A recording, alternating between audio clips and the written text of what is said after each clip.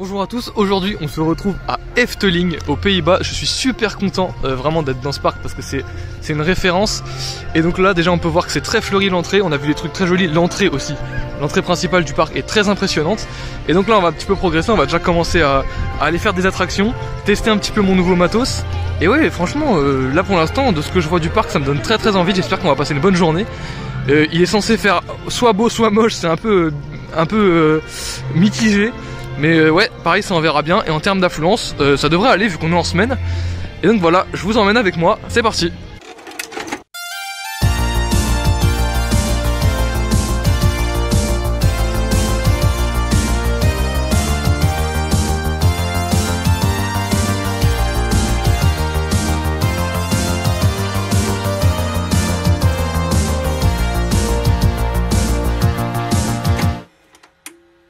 Bon, dès notre arrivée au parc, ce fut un peu compliqué puisqu'on s'est trompé d'entrée et qu'on s'est retrouvé face au parking employé. Là, on est tombé sur un mec assez sympa qui bossait dans le parc et qui nous a gentiment trouvé un moyen de sortie en nous indiquant le vrai parking.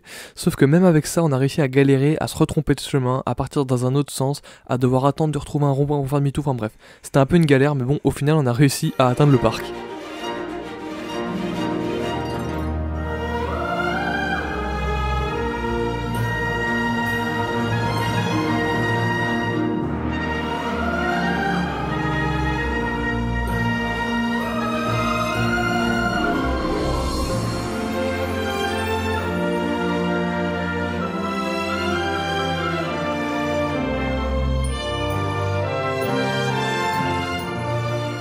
Bon écoutez, on a tout de suite craqué, on est tombé face à Symbolica qui ouvrait sous nos yeux.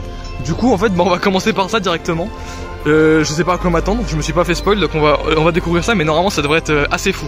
Bon et là comme je l'ai sous-entendu plus tôt, j'ai du nouveau matériel, à savoir une GoPro et un harnais que j'ai donc pu tester dans les attractions. Seul problème c'est que pour tout ce qui est coaster, vous allez le voir après dans la vidéo, ça a très bien marché, mais pour tout ce qui est dark ride, tout ce qui est en intérieur et donc qui manque d'éclairage, la vidéo rend très mal comme vous pouvez le voir juste là. Donc en vrai c'est pas vraiment un problème, je vais me servir du coup des Unride sur la chaîne officielle de Efteling que je vous mets en description. Ça sera donc pour tout ce qui est dark ride et pour ce qui est coaster, ne vous inquiétez pas, j'ai pris ce qu'il faut.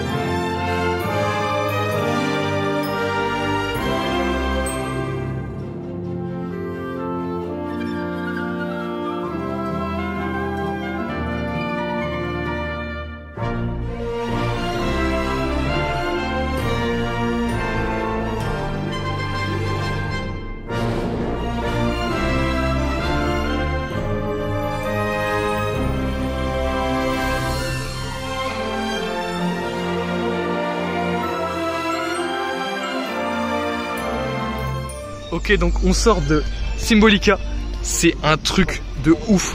Alors on a choisi le chemin vert, je crois que c'est celui de la musique, je sais plus exactement. C'était abusé, toutes les scènes, plus ça avance, plus les scènes sont des claques, c'est abusé. J'ai vraiment adoré, j'ai aussi testé de filmer un on-ride. Donc j'espère que ça rend bien, faudra que je regarde dans la journée si j'ai bien filmé tout ça. Au pire du pire c'est pas grave, il faut faire des tests. J'aperçois Baron là-bas même si on va pas le faire. Mais du coup voilà, on a vraiment kiffé. Et donc là on va tenter d'aller faire Wegener Hollander, qui est donc un water coaster, mais c'est plus pour le côté dark ride qu'on le retiendra. Et on va passer devant plusieurs attractions, donc je vais vous faire quelques petits plans. Donc là on progresse un peu dans le parc et on voit le chantier du coup de Danse Macabre qui est vraiment très joli. Ça va être du coup la prochaine attraction que j'ai présentée dans une vidéo précédente concernant les nouveautés.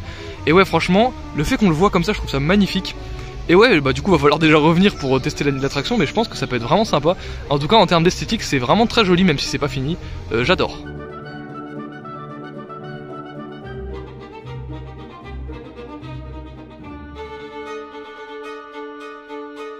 Je vais pas le redire à chaque fois mais ici c'est un cas un peu particulier. L'attraction est située en deux parties. Tout d'abord on a la partie Dark Ride qui sera donc issue de la chaîne Efteling comme je l'ai dit.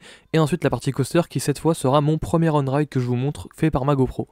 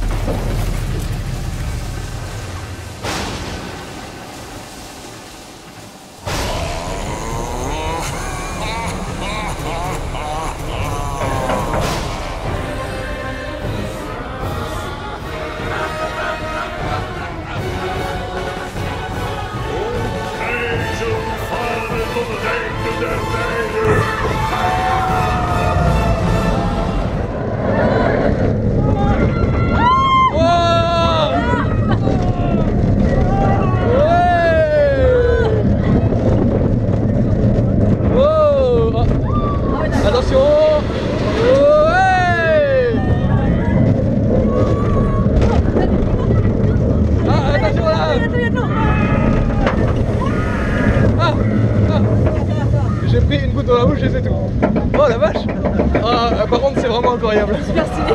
J'ai adoré. Weekend Hollander était donc une attraction dont j'attendais personnellement rien et je m'étais pas spoil du tout, j'ai absolument adoré, l'expérience était folle. Et donc dans la foulée on allait faire Joris and the Draak qui est donc un wooden coaster qui se situe juste à côté. Ah oui, et comme vous pouvez le voir, le réglage de la GoPro est un peu hasardeux mais bon, ça sera modifié avec le temps, il faut juste que je trouve les bons réglages.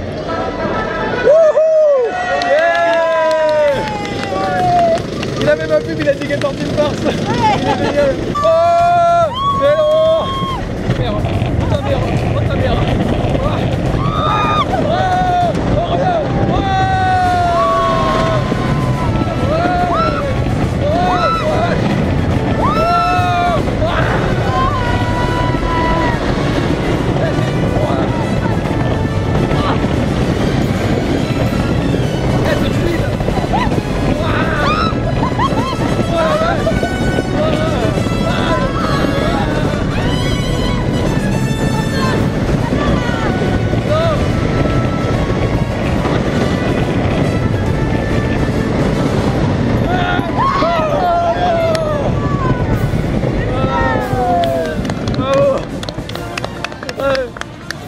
Il y a fortement moyen pendant tout le tour j'ai ma main devant la GoPro tellement j'étais content.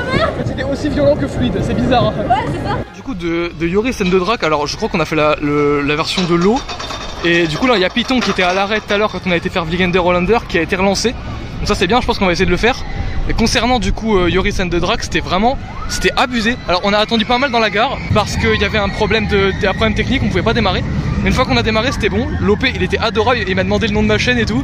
Il a mis l'ambiance sur mon vlog, vous le verrez de toute façon. Et même l'interaction avec l'autre train c'était top. C'est-à-dire que l'autre train il y avait vraiment une ambiance, le mec devant il mettait l'ambiance, alors je pense pas qu'on verra dans le lift. Mais c'était vraiment cool. Et du coup voilà, là on va aller faire Python. Mais franchement Joris and the Draak c'est un gros coup de cœur. Et du coup faudra qu'on retourne faire l'autre côté. Et je pense que ça va être vraiment bien.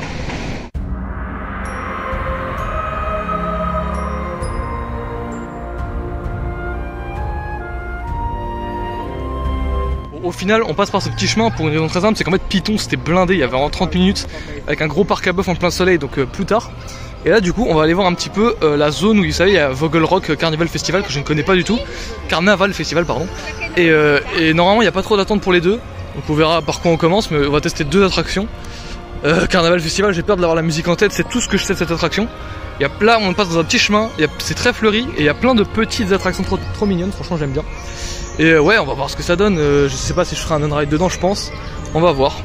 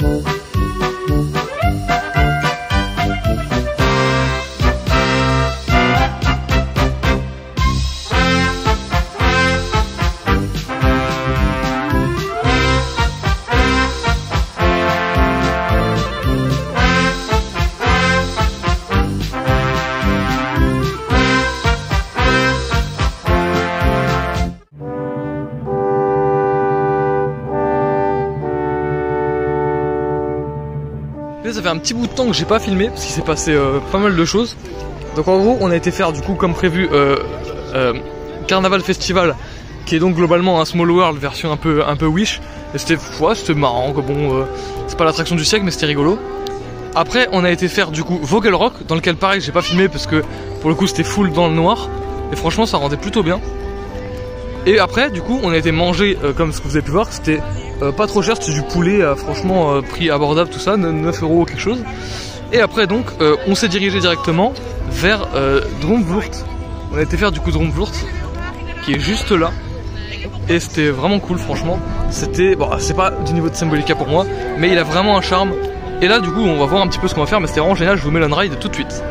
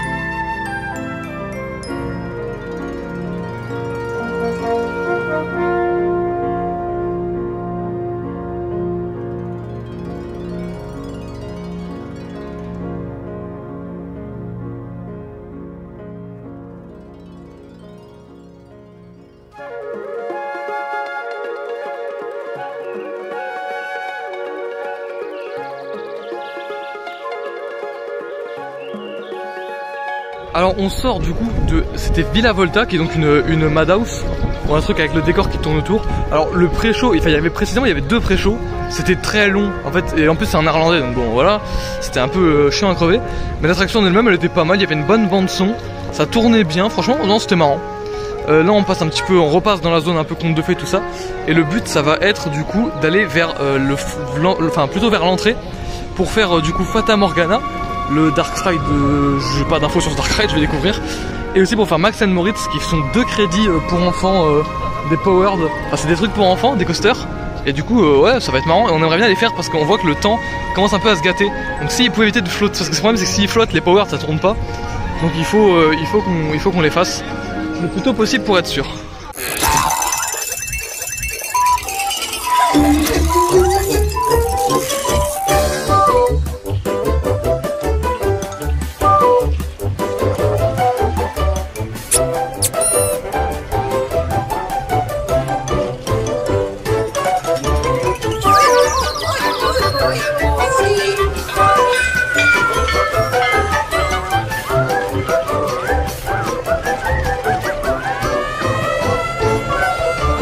Et suite à ça, on a été faire, comme je l'ai dit précédemment, Fata Morgana, qui est un gros coup de cœur.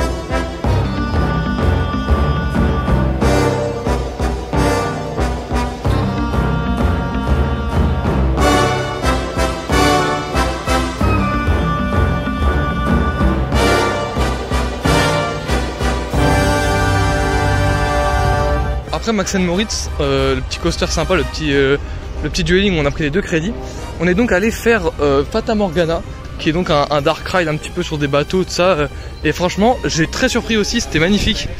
Donc là on passe devant Baron, qui est donc fermé malheureusement, hein. C'est bien le problème de cette journée, c'est qu'on rate Baron. Mais voilà, il est quand même très très photogénique. Et donc on va aller se diriger tout simplement vers là où il y a la zone du fond avec les coasters. On va tenter de faire Python et Yoris, sauf que bon, Python il risque d'être blindé parce que Yoris il fait des caprices depuis tout à l'heure, il fait que tomber en panne.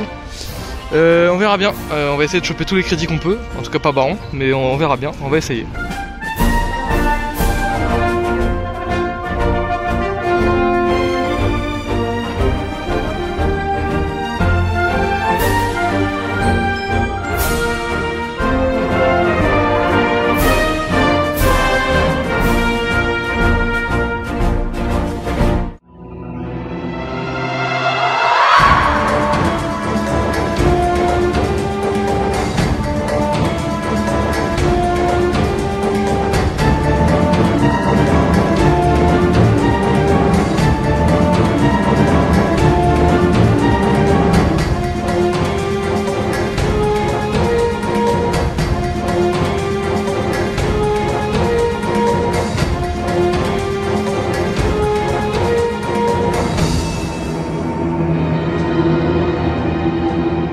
Alors du coup, on sort de Python.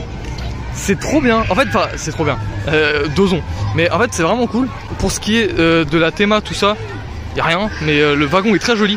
Et pour ce qui est vraiment de l'attraction, en fait, c'est vraiment un vieux Vekoma, mais qui a été retraqué il y a pas longtemps. Donc il est tout fluide. Et du coup, bah, on prend pas de baffe ni rien. Bémol, la descente, enfin la montée, pardon, elle dure 8 plombes. Pas de sensation dans la descente. Et bon, ça, à la fin, c'est quand même content que ça finisse parce que c'est assez court, mais ça retourne un petit peu. Mais en termes de Vekoma, c'est vraiment bien quoi. Enfin, surtout de vieux Vekoma. Certes, il a été retrack, donc c'est un peu de la triche, mais il est vraiment bien. Et par contre, Yoris est toujours fermé. Il y a toujours des problèmes de je sais pas quoi. Ça tourne pas dessus. Hein. Le coaster ne tourne pas. Donc ils font même pas de test. Donc c'est un peu la merde, mais bon, on verra bien. Ça serait bien qu'on puisse faire le deuxième côté. Et là, il commence à pleuvoir. Donc on va aller se diriger vers un Dark Ride. En l'occurrence, on va essayer Symbolica. Parce que écoutez, il commence à pleuvoir. Si on pouvait être à l'abri, ça serait sympa. Et puis de toute façon, on a fait tout ce qu'on voulait. En tout cas, parmi ce qui est resté ouvert, parce que beaucoup de choses ont fermé entre temps. On a donc été faire Symbolica et cette fois on a fait le parcours rouge, à savoir du coup le tour des trésors, et franchement c'était toujours aussi incroyable. Et en sortant, on a vu que Yoris and the Drac était ouvert, du coup on a commencé à s'y diriger, mais là...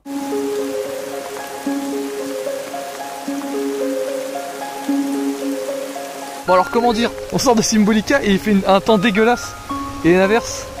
Et du coup bah je me suis réfugié sur mon poncho, et on va aller faire le musée d'Efteling parce qu'on a que ça à foutre et que c'est à l'abri. Et puis voilà quoi, bon il fait un peu un temps de merde mais c'est pas grave.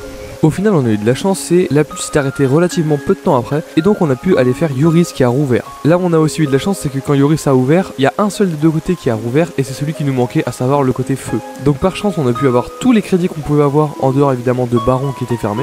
Et donc après Yorisvour, la journée s'est terminée et on a quitté le parc.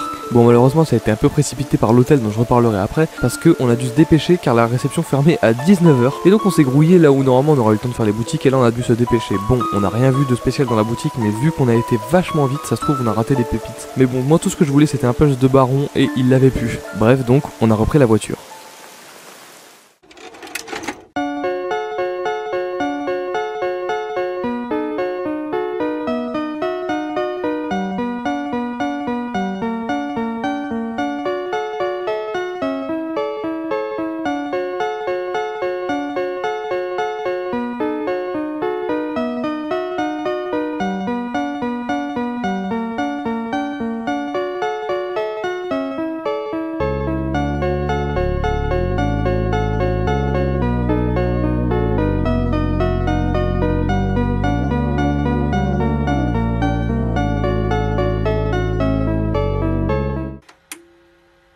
Et petit détail pour conclure cette journée, comme je l'ai dit on a dû se dépêcher pour rejoindre l'hôtel parce que la réception fermait, tout simplement parce que c'était un hôtel qui puait sa mère.